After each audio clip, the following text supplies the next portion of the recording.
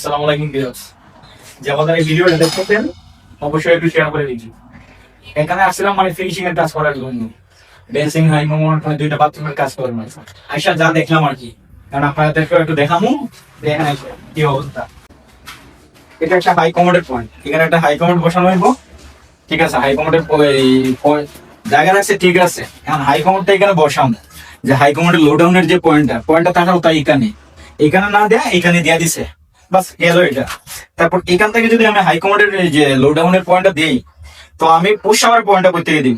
দেখেন, পুশ শাওয়ারের পয়েন্টটা আছে এখানে।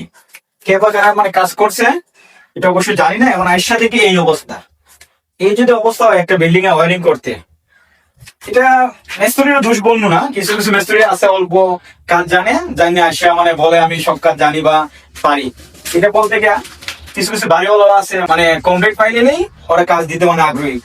অনেক মিস্ত্রিরা আছে যদি বেশি টাকা চায় মনে করে যে বেশি চাই নিছে।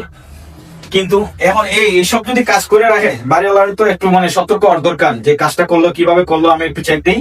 এখন হাইকমান্ডটা যদি বসাই যে আমি পুশ শাওয়ারের লাইনটা দিন করতে কি, হাইকমান্ডের লো ডাউনের লাইনটা দিন করতে কি।